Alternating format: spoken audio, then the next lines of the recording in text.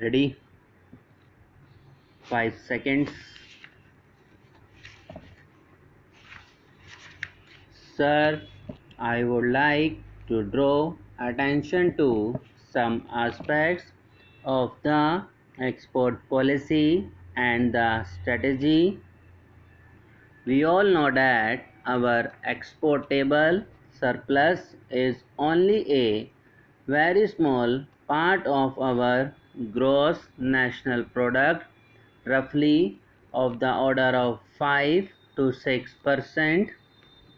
We know, however, that international trade, foreign trade, is a function of international independence. No doubt, basically, we produce for our own consumption, but whatever unnatural advantage we have, we naturally have to tap it to build exportable surpluses so that then we can earn the necessary foreign exchange for meeting our essential requirements. The essential policy that we have followed is correct. I see nothing wrong to fight against. The policy of export promotion and import substitution must remain our policy, but it seems in actual implementation we have failed on both fronts.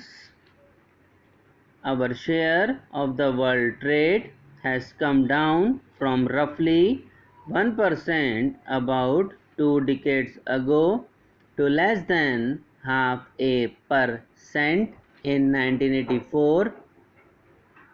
We remain primarily an exporter of primary products despite all the noise we make about non-traditional items. Tea, jute, iron ore, rice, spices, cashew nuts are our mainstay, and we have probably the only exception among the major items, textiles, leather, if you can call it an industrial product. We hear so much about engineering goods. Our export of engineering goods account for 0.1% of the total world trade in engineering exports 20 years after we made our first engineering export to the United States sometime in 1977. I think this needs to be improved. I have therefore a few suggestions to make. I feel that our markets must be diversified, and so should be our sources of supply. We should think of markets nearer home, in our close vicinity, in Africa, West Asia, in Southeast Asia, and one way of doing it will be to build mutually beneficial relationship, ties of interdependence. Secondly, there are a number of items in which greater efforts has to be put in order to organize the producers and exporters. I do not want to say combines in association, and I think a little bit of a beginning was made in the case of jute.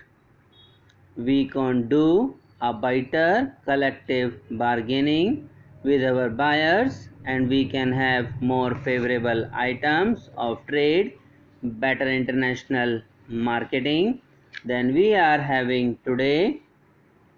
Thirdly, we have to add naturally to our value adding capacity. From iron ore we are going to pelletization. But why cannot we go to iron and steel?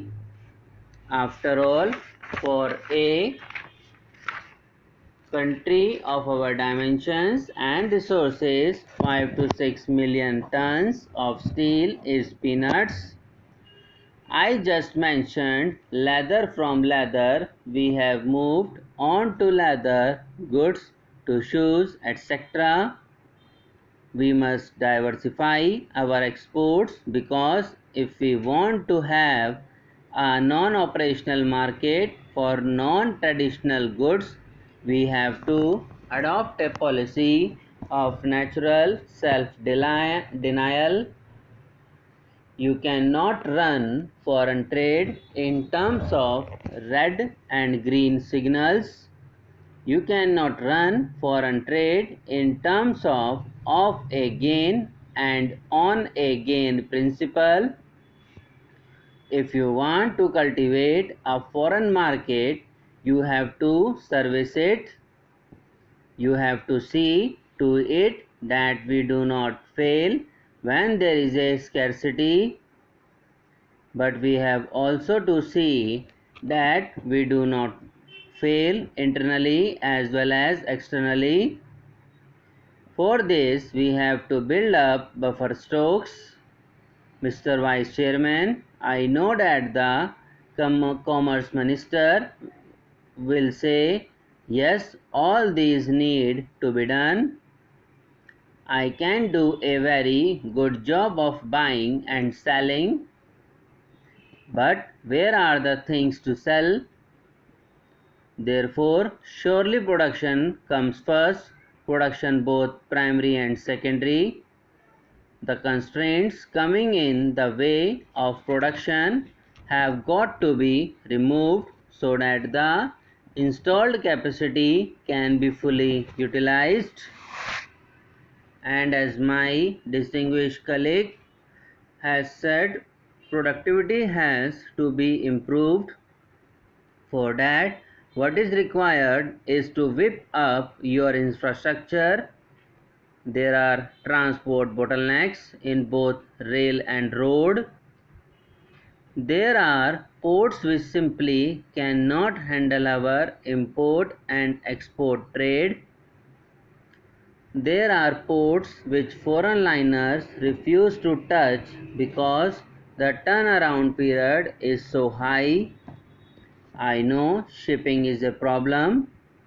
There are many regions with which we do not have direct shipping. There is always the problem of whether you first develop your export trade and then establish a shipping link, or first have the shipping link and then develop export trade. There is also the question of adequate banking and insurance facilities with a number of developing countries. We do not have such facilities. Such facilities have been by and large monopolized by the developed countries.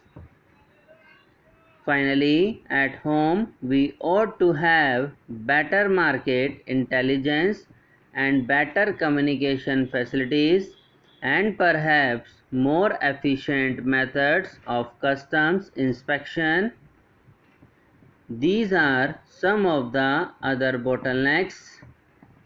I would like the Commerce Minister to fight against these bottlenecks and all other constraints and fight against some of his colleagues here to have them removed.